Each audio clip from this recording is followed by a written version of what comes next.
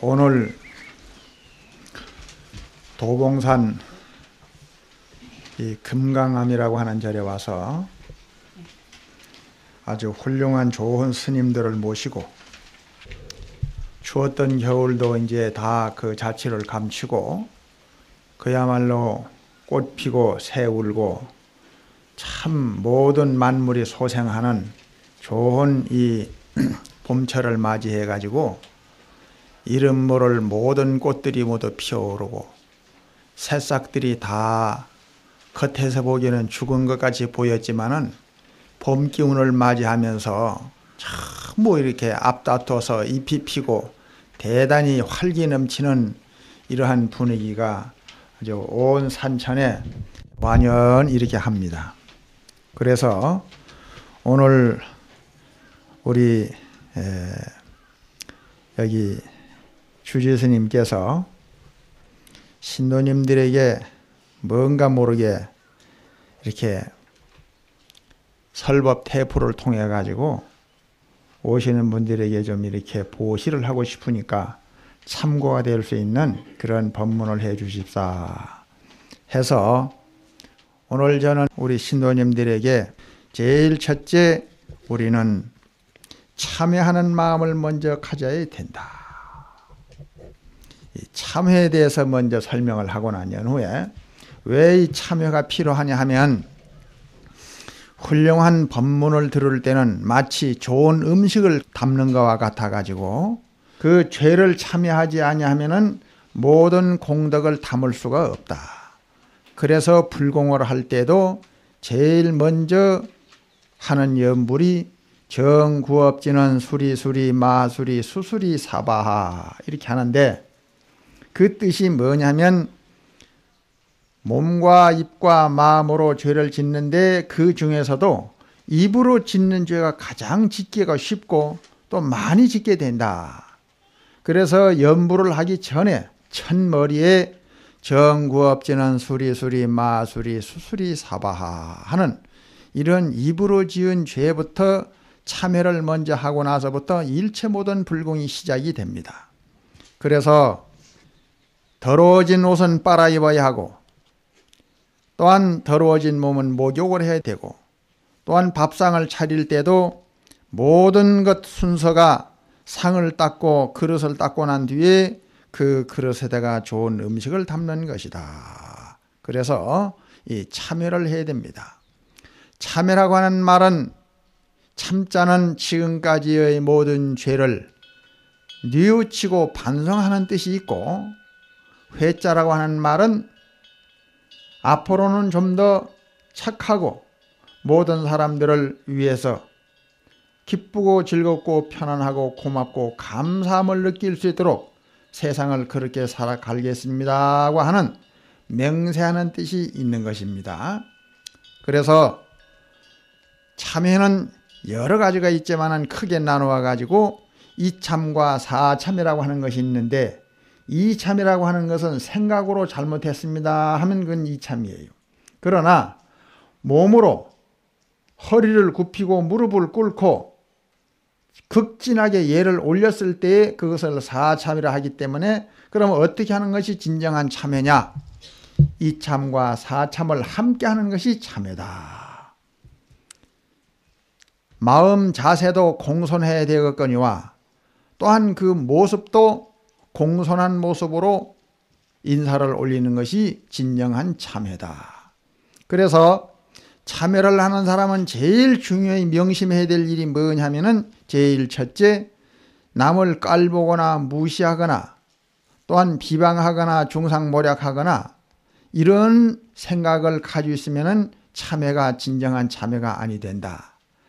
나의 가장 윗부분에 있는 머리를 가장 낮은 땅바닥에까지 대면서 상대를 공경하고 칭찬하는 바로 그러한 자세가 바로 이 진정한 참회의 모습이다.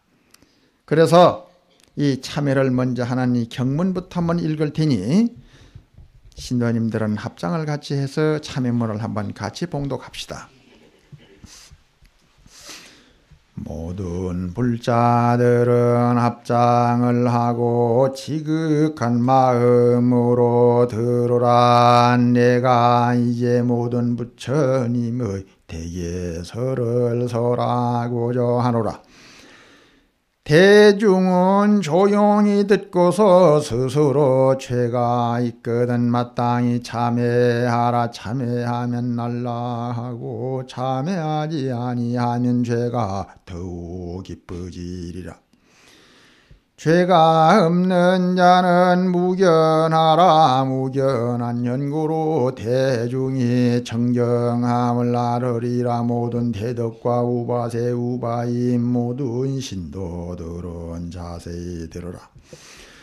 부처님께서 열반하신 뒤에 말세가 되더라도 이 법을 잘 존중하라 하시니 법을 잘 듣고 배우고 실천하는 것은 어두운 곳에서 밝음을 만난 것과 같으며 가난한 사람이 보배를 얻음과 같으며 병들어 신음하는 자가 쾌차함을 얻음과 같으며 감옥이 열고 묶인 자가 오골 벗어남과 같으며 멀리 타향에 갔던 사람이 고향에 돌아옴을 얻음과 같음이로다. 마땅히 알아라. 이 법은 군도 이등이 큰 스승인지라. 부처님께서 세상에 더 계실지라도 이와 다를 바가 없으리라. 죄를 지어서 두려워하는 마음 내기 어렵고 또한 착한 마음 바라기 어려운지라. 고로 경에 말씀하사되 작은 죄를 지어서 재앙이 없다 생각을 말하라. 물방울이 비록 적지만은 점점 큰 그릇에 넘치나니 찰나찰나의 죄를 지어서도 재앙은 무간지옥에 떨어질 수 있나니 한 번 사람의 몸을 잃어버리면 만급을 지내어도 다시 받기 어렵느니라. 젊은 시절은 머무르지 아니함이 마치 달아나는 말과 같고 사람의 목숨이 무상함은 산에서 내려붙는 물보다도 빠르도다. 오늘은 비록 살아있지만은 내일의 목숨을 보증하기 어렵느니라. 대중들은 각각 일심으로 부지런히 정진하고 삼각의 어른 생각에 잠겨 방일하지 말고 밤이라도 마음을 수습하여 생각을 삼보해 두어 공연히 지내지 말지어다. 엄방넘방 세월을 보내버리면 다음에 후회 기패하게 되리라. 대중들은 각각 일심으로 이 법을 열심히 듣고서 잘 배워 법다이 수행하여라. 나모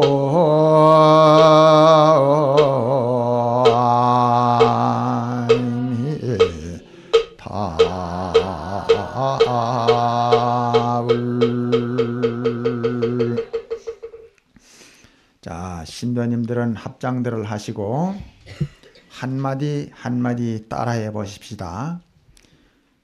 물대는 사람은 물을 끌어들이고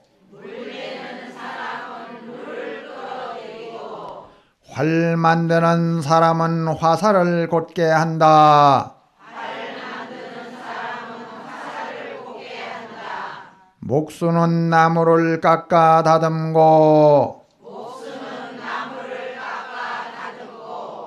뱃사공은 배를 다루며 지혜로운 자는 자기 자신을 다룬다. 혼자 있어도 게으르지 않으며 칭찬과 비방에 흔들리지 않고 소리에 놀라지 않는 사자처럼 그물에 걸리지 않는 바람처럼 진흙에 더럽혀지지 않는 연꽃처럼 언제나 몸과 마음을 청정히 가지고 당당하게 깨달음의 길을 걸어가자. 새가 허공을 날아가더라도 허공에 새 발자국이 없듯이 내 가슴 가운데 미워하는 사람 두지 말자.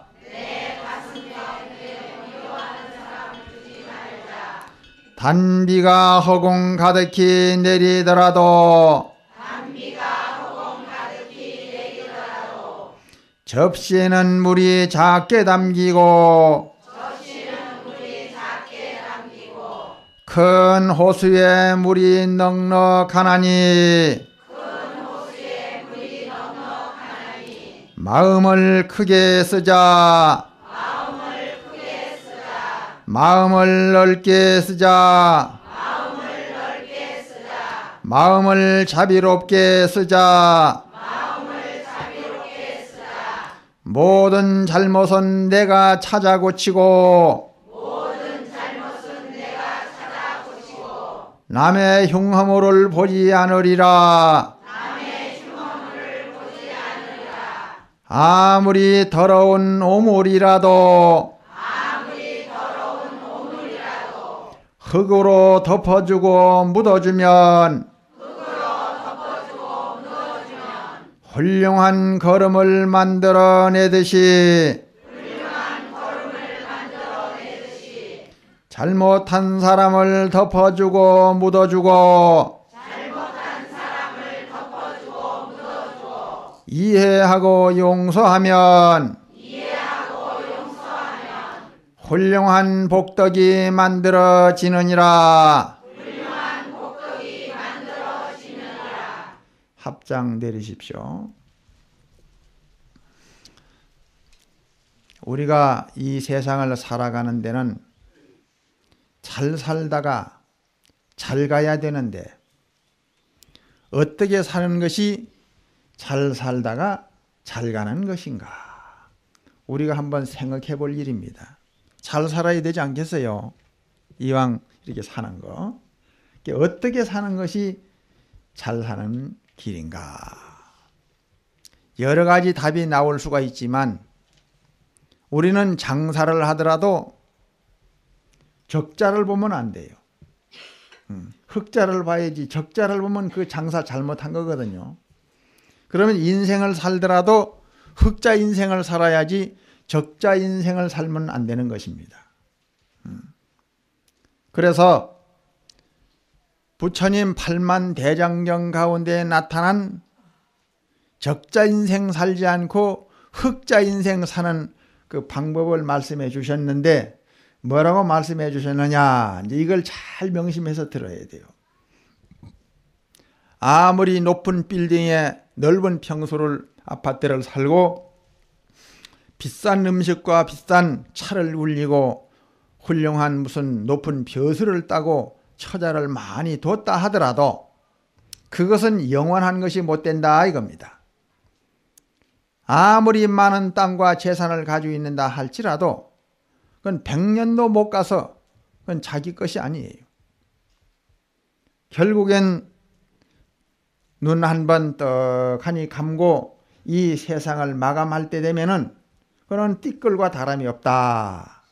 그래서 우리 처음에 절에 들어와 가지고 배우는 책에 보면 이런 말이 있어요. 삼일수심은 천재보요 백년 탐무론 일조진이로다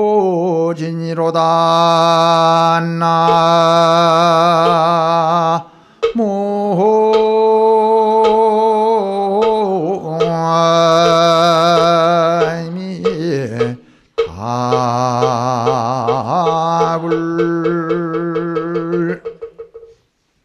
3일 동안 닦은 마음은 천년 만년의 보배가 되고 100년 탐물 일조진이라 100년 동안 탐한 물건은 그 대상이 벼슬이 됐든지 무슨 돈이 됐든지 재산이 됐든지 처자가 됐든지 그거는 일조진이요.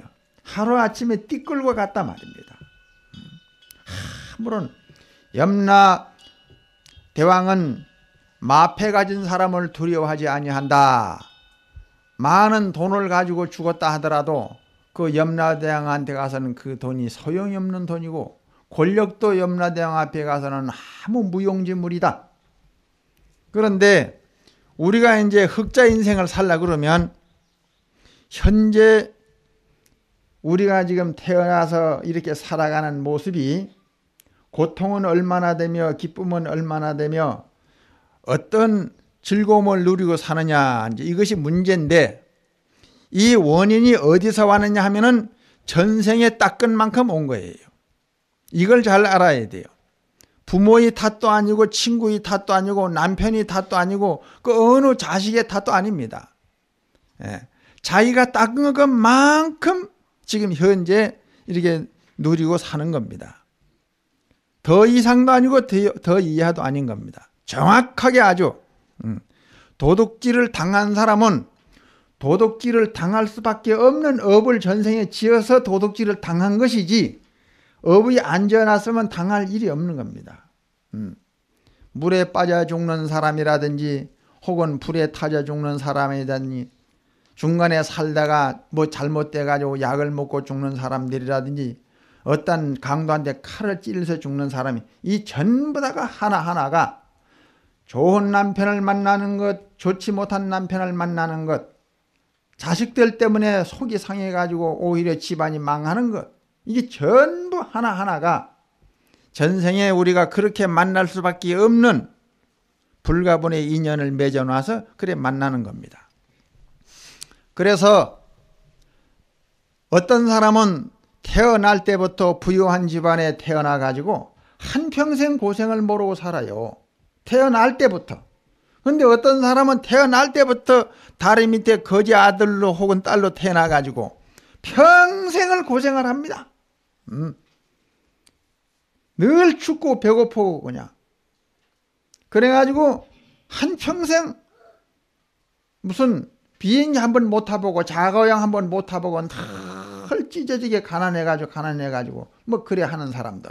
또 태어날 때부터 불구자로 태어나가지고 이 세상을 한번 제대로 못 봅니다. 아들, 딸, 손자가 귀엽다고 하는데 귀여운 것이 어떤 모습인지, 꽃이 아름답다 하는데 아름다운 게 뭘 가지고 아름답다 하는지, 자기 부인 얼굴을 한번 보고 싶은데 봉사가 되어놨으니 부인 얼굴을 어떻게 봐요? 만져볼 수는 있지만은 못 보는 거라. 그렇기 때문에 그래도 우리는 만분다행으로 생각해야 되는 것이 대한민국이라고 하는 나라에 태어나가지고 부처님을 믿게 되고 그래도 여러분들은 참 행복으로 생각을 하고 살아야 돼요. 옛날에 임금님 왕비도 자가용 한번 못 타봤습니다. 노랑물감 한번 못 들여보고 어디다가 대가지고 이렇게 번쩍번쩍 빛나는 시계를 차고 말이야, 막 목걸이를 하고 그냥 귀걸이를 하고 큰 금태 안경을 끼고 말이야, 기껏 해봐야 가마밖에 더 타봤겠어요. 그러니 우리 조금 요즘 세상에 사는 분들은 그래도 전 세상에 많이 그래도 닦은 분들이고 복을 많이 지은 분들이라. 그런데 그건 좋아요. 근데 이제 적자 인생을 살지 말아야 되는데, 적자 인생을 사는 게 뭐냐면 이 세상에 받아난 그 몸보다 더 불행한 몸으로 태어나지 않도록 사는 게, 그게 적자 인생을 살지 않는 법이라요. 지금 이렇게 살고 있는데 내가 하는 행동이나 내가 하는 말이나 내가 쓰는 마음씨가 잘못되면 이게 이 다음에 내가 받아야 할 좋지 못한 운명과 팔자를 내가 짊어지고 나오는 거예요. 우리는 마음이라고 하는 땅에다가 내 행동과 내 입을 잘못 놀림으로 말미암아 불행의 씨앗을 뿌리고 있는 겁니다. 그래서 이 다음에 그러한 운명과 팔자를 가지고 와요. 해서 그러면 어떻게 살아야지만 되느냐 하는 오늘 그 문제를 가지고 지금 법문을 하려고 지금 작정을 하는 거예요. 어떻게 살아야지만 흑자 인생을 살고 이 다음 세상에 더 잘 돼야 될 거 아닙니까? 얼굴도 좀 더 잘생기고 키도 좀 후리후리하게 크고 말이야. 아주 모든 사람들이 봐가지고 아주 그냥 보는 사람으로 하여금 환희심을 낼 수 있도록 화장을 안 해도 너무너무 아름답고 이쁜 사람으로 태어나면 좋을 건데, 오늘 그거 우선 법문 서두에 우선 그것부터 짚고 넘어갈게요. 이 세상에 못생긴 사람으로 추악한 인물로 가지고 오는 사람은 무슨 전생에 죄를 지어서 이 세상에 인물이 좋지 않는 인물로 태어났느냐 하면, 그런 거는 전 세상에 짜증을 많이 낸 사람들은 인물이 못생기게 태어나도록 돼 있어. 근데 오늘 보니 인물들이 다 좋습니다. 그만하면은. 전생에 짜증을 그래도 내기는 조금은 내긴 낸 모양인데 많이 안 냈어. 짜증 많이 낸 사람일수록 고약하게 태어납니다. 이거는 내가 하는 말이 아니라 부처님 팔만대량경 아주 그 깊고 깊은 그 인과법문에게 아주 자세하게 나와 있어. 그래서 오늘 여러분들은 법문을 듣고 나서 제일 명심할 것은 인물 잘 태어나는 게 이게 보통 복이 아닙니다. 뭐 어디 가서 주름을 피고 뭐 화장을 하고 오만 무슨 옷을 갈아입고 오만 뭐 수술을 다 한들 그 인물에서 어디 갑니까? 조금 나아졌지 그거는. 그래가지고는 그거는 제대로 된 인물이 아니야. 화장 지워버리면 전부 그냥 본색이 드러나는데, 그러니 아예 태어날 때부터 제대로 좋은 인물로 태어나려면은 오늘 법문을 들으면서부터 시작해서 오늘 이전 것은 불문에 붙이고 차오지간 오늘부터는 남을 위해서 화를 내지 않는 것이 아니라 내 운명과 내 팔자 적자 인생을 살지 않기 위해서 이 다음 세상에는 진짜 제대로 참 미남 미녀로 태어나기 위해서는 짜증을 오늘부터는 내지 아니한다 생각을 가지시고, 좌우지간 화내고 그 짜증내는 그 종자를 오늘 좌우지간 이걸 뿌리채 뽑아 가지고 이걸 뭉개서 떡을 만들어 가지고 그걸 부처님께 공양 올려버려야 돼. 그거를. 부처님은 그 공양을 제일 좋아합니다. 그 공양을 제일 좋아하고, 그래서 그 공양을 제대로 올린 그런 분들은 집에 가서 아무리 짜증을 내려고 해도 짜증이 안 나오거든. 그 남편이 그 당신 요즘엔 참 성격이 좋아졌네. 어떻게 그 짜증을 한번 안 내는고. 나는 그 금강암 가서 전부 떡을 만들어서 좌우지간 부처님께 공양을 다 올려놓으니까 뿌리째 뽑아졌는데 어떻게 나올 거예요. 그거 하나만 명심해도 항상 가정에는 웃음꽃이 피고 가슴을 치고 뭐 무슨 도장을 찍느니 마느냐는 그런 사건이 다 없어지는 거예요. 이제. 예. 그리고 이 짜증이라고 하는 거는 아란존자님이 이제 부처님께 질문을 했습니다. 부처님, 그 지옥 모양이 어떤 것인지 한번 듣고 싶습니다. 그러니까 그 멀리 갈 것 없다. 그 화가 잔뜩 났을 때 너 거울을 한번 봐라. 그 모양이 지옥 모양이다. 아무리 잘난 사람도 그 독을 피우고 화가 날 때 그 보면은 자기가 자기 얼굴을 봐도 그때 사진 톡 찍어놔 봐야 돼. 어떻게 돼? 지옥 모양이다 그랬어요.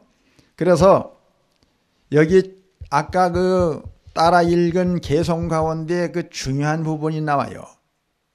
새가 허공을 날아가더라도 허공에 새 발자국이 없듯이 내 가슴 가운데 미워하는 사람 두지를 말자. 근데 이 미워하는 게 상대가 미운 것이 아니라 미워하는 내가 이 잘못돼서 미워요.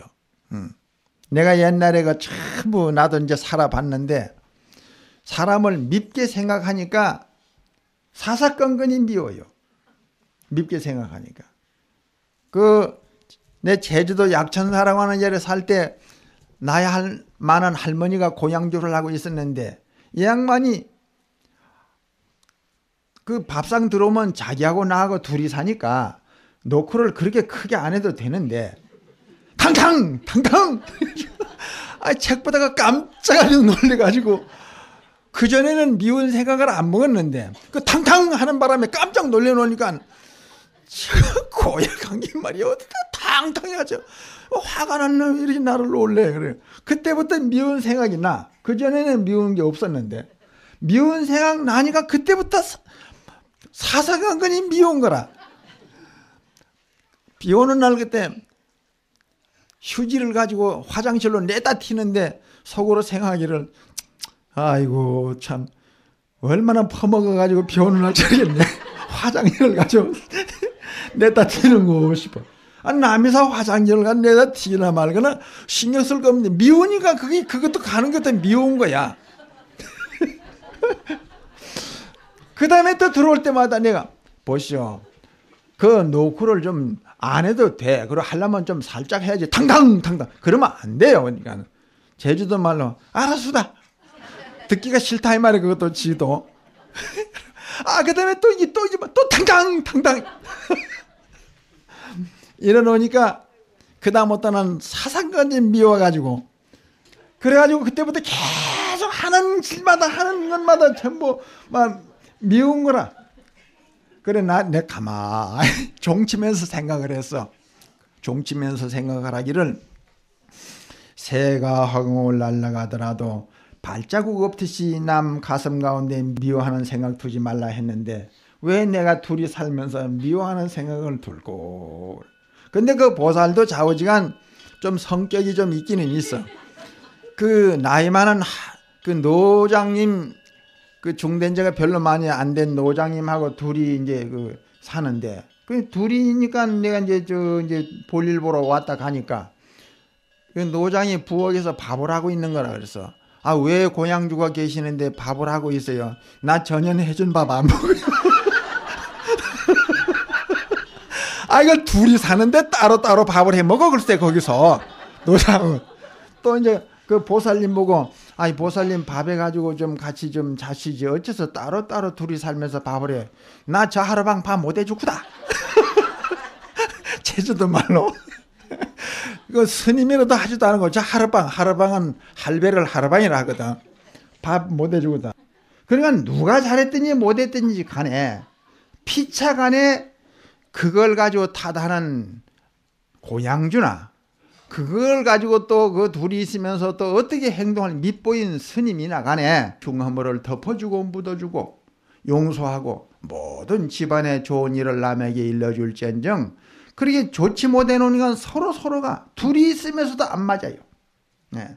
그러니 이 원인은 어디에 있느냐 하고 종치면서 생각을 해보니 타한테 있는 것이 아니라 항상 내 마음 가운데 내 마음 작용에 있는 거더라. 그래서 고맙게 생각을 하자. 어떻게?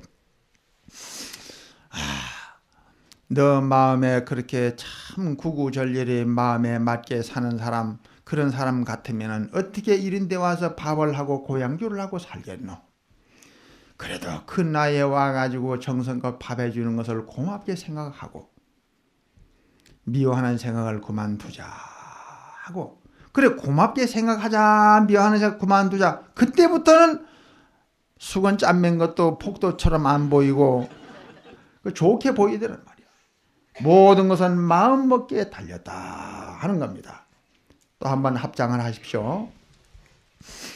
일심이 청정하면 일신이 청정하고 일신이 청정하면 다신이 청정하고 여시내지 시방중생의 원각이 청정하느니라. 이건 무슨 소리냐 하면은, 마음이 청정하면은 몸이 청정하고 내 몸과 내 마음이 청정했을 때 다른 사람을 청정하게 만들어 줄 수가 있다. 때 묻은 걸레로 얼굴을 닦으면 얼굴이 더러워지고, 방을 닦으면 걸레 지나가는 곳마다 모든 곳곳에 마루든 방이든 전부 더러워지지 않아요. 그렇기 때문에 마음이 달라지면 모습이 달라지고 관상이 바뀌면 운명과 팔자가 바뀐다. 참 이건 중요한 얘기입니다.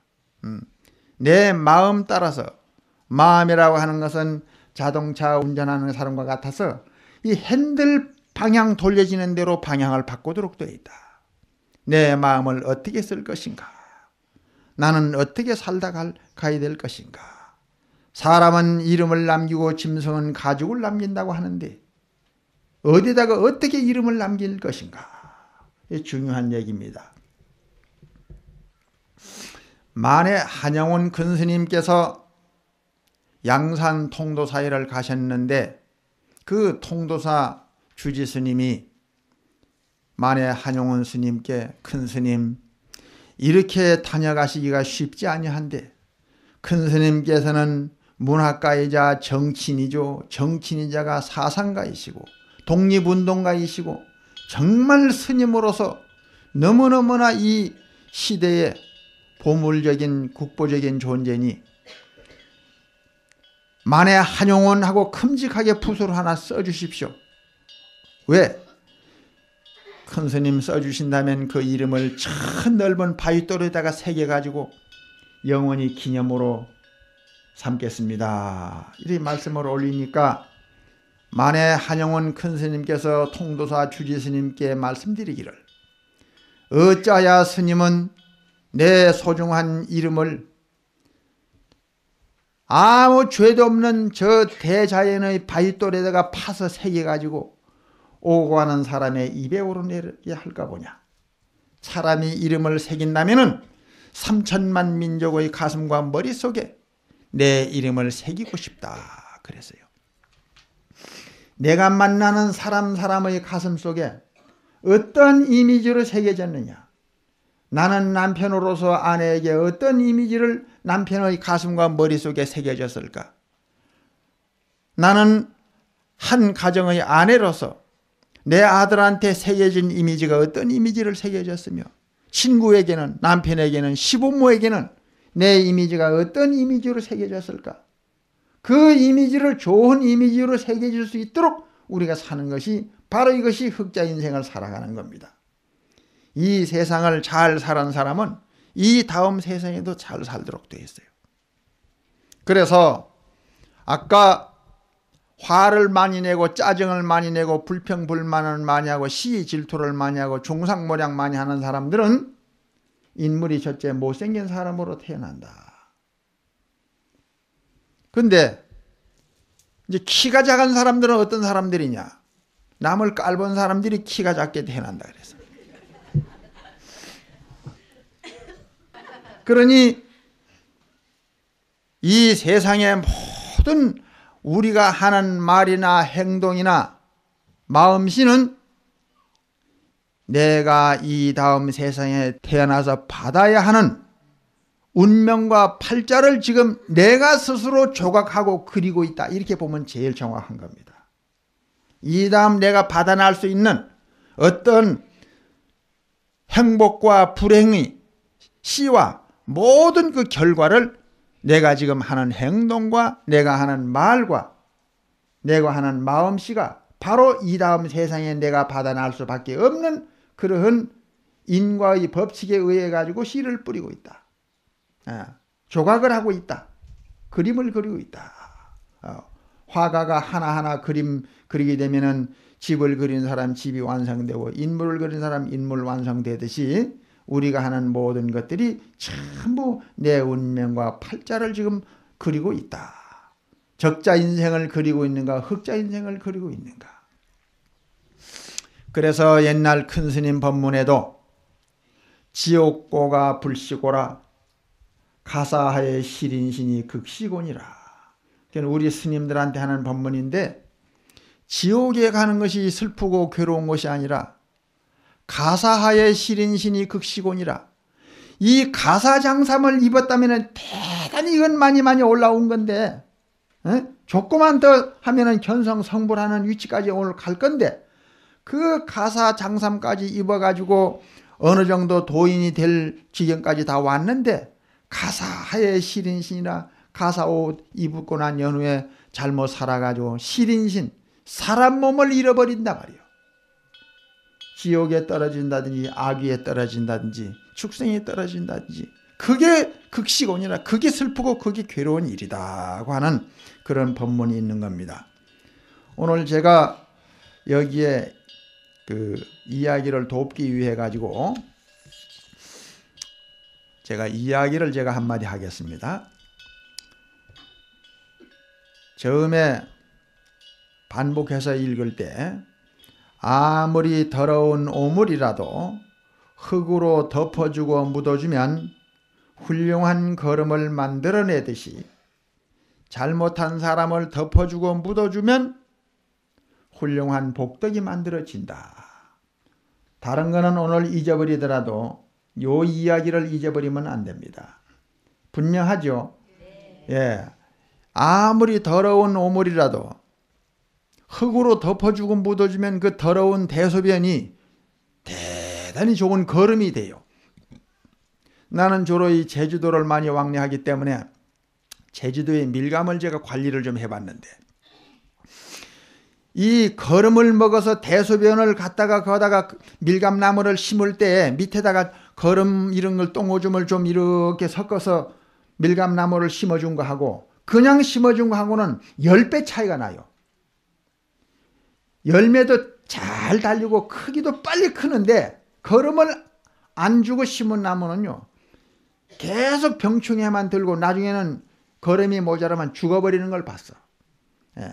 바람도 막아줘야 되고 걸음도 줘야 되고 다 햇빛도 제대로 들어와야지 햇빛이 제대로 들어오지 않냐고 걸음이 부족하고 이게 부족하면 안 됩니다. 일이 안 됩니다. 그래서 여기 제일 중요한 이야기가 있는데 옛날에 아주 훌륭한 큰 스님께서 숨어서 살려고 올라갔지만 많은 신도님들이 그냥 앞다퉈서 계속 큰 스님 칭찬하러 올라가요.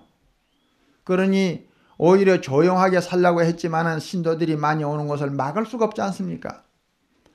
그래 저 밑에 한 30리밖에 어떤 나이 많은 도둑놈이 떡 보니 날마다 그 산만대에 없던 곳에 집이 하나 생기더니 큰 사람들이 많이 오르내리거든. 여봐라. 저 산에 웬 사람이 저래 많으냐. 예, 그 큰 스님이라고 하는 양반이 와서 살모로 말미암아 사람들이 저렇게 날마다 인산인해를 이룹니다. 그래 그거 뭘 먹고 사는 거? 아이고 뭘 먹기는요 큰 스님이 되느니 신도들이 쌀도 갖다 드리고 돈도 갖다 드리고 약도 갖다 드리고 옷도 갖다 드리고 없는 게 없습니다. 그래 몇 명이나 먹고 산다던고 혼자 먹고 산답니다. 그러면 많이 남겠네. 예, 많이 남지요. 그러면 내가 멀리로 도둑질을 하러 갈 일이 없네. 바로 그로 가면 되겠네. 그래 하옵니다. 그로 가면 될 겁니다. 그래 이 도둑놈이 저녁 때만 되면은 어디로 도둑질을 하러 갈까 하고 생각을 하다가 혼자 사는데 한번 거기 가면 없는 게 없다니까 가봐야 되겠다 생각을 먹고 그래 이제 도둑질을 하러 가는데 그냥 가면 덥석 잡혀요. 이것도 전부 도수가 있어가지고 다 배워야 돼요. 이틀 전부터 또 가가지고 관광여행 모양으로 또 가가지고 조사를 다 했어요. 어디에는 외나무 다리가 있고 큰 스님 주무시는 방은 어디며 또 쌀창고 문을 또 확인을 해보니까 삐걱하는 소리가 나는데 이거는 자동차 기름을 치약 짜듯이 짜서 문대야 되겠다. 또 확인을 하고 또 이건 냈다 튀면 걸렸다 하게 되면 빨리 도망을 가야 되는데 도망가기 위해 가지고 그 울담을 몇 개를 치워놨어. 도망을 빨리 갈 수 있도록. 또 가는데 또 가시 덩쿨이 많이 있으니 그걸 또 다 나스로 비워놓고 만반 준비를 다 해놓고 올라갑니다. 근데 이 새벽 2시에 도둑놈이 살살 기어 올라오는데 절에 도둑질을 하러 갈 때는 새벽 2시에는 가면 안 돼요. 이거는.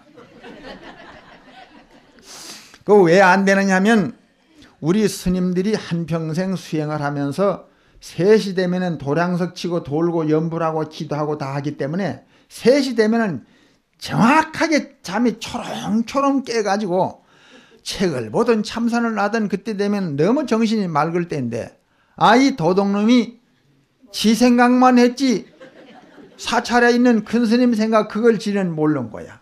그래 살살 기어 올라오니 오죽이나 그 정신 맑은 큰 스님이 잘 알겠어요. 뭐가 사부작 벌써 눈치를 챘어. 뭐 하나 올라왔구나. 가만히 있으니 그래 큰 스님 있는 방으로 가니까 바로 쌀창고 문이 있는데 기름을 치약을 짜듯이 자동차 기름을 미끌미끌한 것을 싹 짜서 집어넣어 딱 발로 문 떼놓고는 스르륵 여니까 그래도 큰 스님이 그걸 알아내서 참 누군지는 모르지만 참 기똥차게 문을 잘 연다. 문을 열고 들어가서 신바람 났어. 쌀가마니를 열어가지고 그냥 그 바가지로다가 그 도가지 있는 그 쌀을 퍼제키는데 그냥 막 5바가지, 10바가지, 20바가지, 30바가지 막 그냥 퍼 담는데 그 큰 스님은 그 안에서 쌀바가지 그 숫자를 헤아려고 앉은 거라. 참 쌀도 많이 더 퍼 담는다. 30바가지, 40바가지. 계속 퍼 담는데 그때 그 큰 스님께서 곧불 감기 기운이 있어가지고 캬! 하고 지금 기침이 곧 나올 판국인데 큰 스님께서 그걸 억지로 그 기침을 참았답니다. 이게 우리하고 큰 스님하고 달라요. 수행이 잘된 사람은 미운 사람 고운 사람을 평등하게 보는 그런 너그러운 마음을 가지기 때문에 이 큰 스님께서는 누군지는 모르지만 새벽 2시에 사업을 하러 왔다가 놀래 자빠져도 안 될 것이고 적당하게 가지고 가면 된다 생각하고 놀래지 말도록 억지로 기침을 참았는데 좀 있으니까 조용하더니만 뭐가 톡 소리가 나거든. 이게 뭐가 그러는가 하고 봤더니 이 도둑놈이 너무 쌀을 많이 담아가지고 지게에다 짊어지고 일어서다가 뒤로 툭 자빠지고 또 자빠지고 도저히 못 일어나고 고생하는 걸 보니 큰 스님께서 이것도 거들어줘야 되겠다 싶어가지고 문을 살 열고 나와가지고 번쩍 들어주니까 도둑놈이 그렇게 쉽게 일어나가지고 조금 전에는 뭐가 그릇처럼 애를 먹이더니 지게 밑에 무슨 나무 꿀틀이가 걸려서 그런가 하고 뒤를 척 돌아보는데 큰 스님이 서 계시잖아요. 큰 스님 죽을 죄를 졌습니다. 쌀가마니를 놓고 갈 테니까 한 번만 봐주세요. 사정을 하고 손을 비비니까 여보시오 좀 미안할 정도지 뭐 죽을 죄를 져요. 그건 괜찮은데 이 무거운 쌀가마니를 짊어지고 어떻게 저 외나무 다리를 건널라 그래요? 저 좀 서 계시오. 왜요? 글쎄 좀 있어 봐요. 방에 들어가서 4월 촛바위를 켰던 그 등을 양쪽 손에 당겨가지고 탁 갑시다. 어디로요? 그 외나무 다리 건너는데 내가 불 붙여줘야지. 갑시다. 그래서 그 외나무 다리까지 가가지고 그 오히려 도둑놈보다도 큰 스님이 더 걱정이라. 잘못되면 큰일 나거든 그거 지금. 조심하시오. 조심하시오. 떨어지면 큰일 납니다. 조심하시오. 그래 무난히 외나무 다리를 건넜다. 큰 스님 이제 잘 건넜으니 들어가시죠. 괜찮아. 괜찮아. 큰 스님하고 도둑놈하고 벌써 친해져 가지고 괜찮아. 괜찮아. 들어가시죠. 그래 결국에는 저 밑에 그 큰 길까지 마차 다니는 큰 길까지 다 내려와 놓으니까 큰 스님이 이제 그만 다 됐으니 들어가십시오. 큰 길까지 다 나왔잖아요. 그럼 내가 들어가지. 중생공양이 재불공양이라 했거늘 중생에 공양 올리는 것이 모든 부처님이나 보살님께 공양 올리는 것과 똑같다 했거늘 내가 우리 도선생 쌀 가지고 가는 마당에 내가 그래도 축원 한마디는 해 올려야지. 그래 그 큰 스님께서 그 도선생 쌀 짊어지고 가는데 그 축원을 한번 해 주시더랍니다. 이제 그 축원 한번 들어봅시다. 뭐라고 하시던가.